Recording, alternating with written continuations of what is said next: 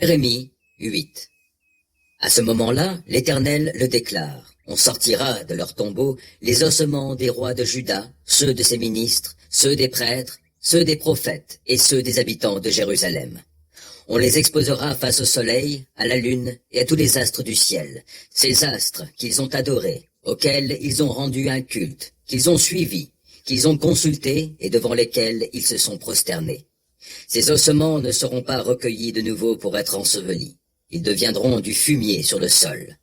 Tous ceux de ce peuple mauvais qui subsisteront dans les divers lieux où je les aurai dispersés préféreront la mort à la vie. L'Éternel le déclare, le Seigneur des armées célestes. Tu leur diras, voici ce que déclare l'Éternel. Si quelqu'un tombe, ne se relèvera-t-il pas? Si quelqu'un se détourne du chemin, n'y reviendra-t-il pas? Alors pourquoi ce peuple de Jérusalem se détourne-t-il du chemin? Pourquoi persiste-t-il dans l'infidélité? Fermement, les gens de ce peuple s'attachent à leurs illusions, et ils refusent de revenir à moi. J'ai, attentivement, écouté ce qu'ils disent. Je n'ai pas entendu une parole dans ce sens.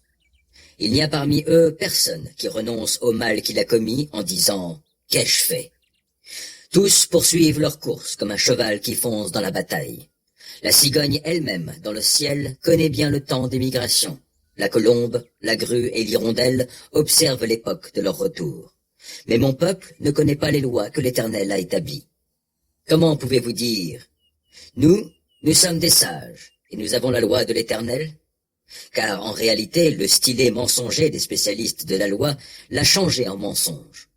Les sages sont couverts de honte, ils sont pris de terreur et emmenés captifs, car ils ont rejeté la parole de l'Éternel. Que peuvent-ils encore avoir comme sagesse?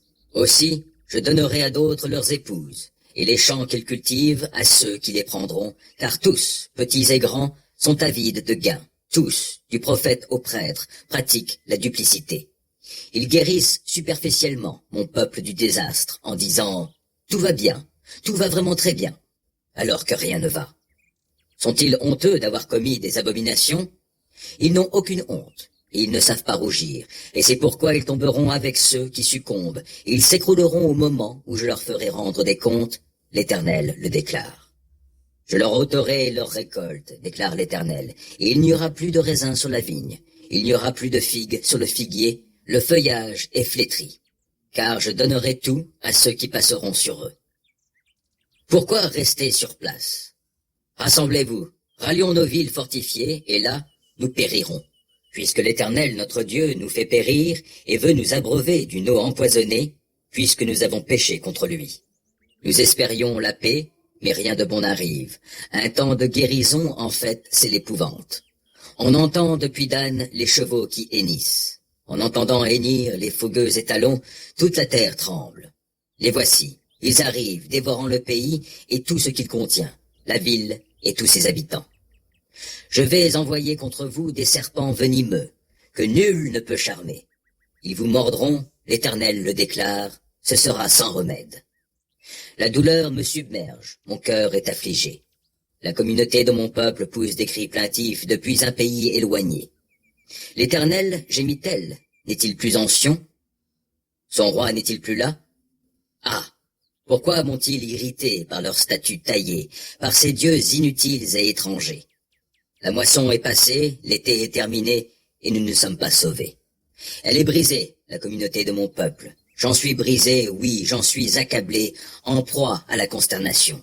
N'y a-t-il pas de baume en Galaad? N'y a-t-il pas de médecin? Pourquoi ne voit-on pas guérir la communauté de mon peuple? Je voudrais que ma tête soit changée en fontaine, et que mes yeux deviennent une source de larmes, que, nuit et jour, je pleure sur les victimes de la communauté de tout mon peuple.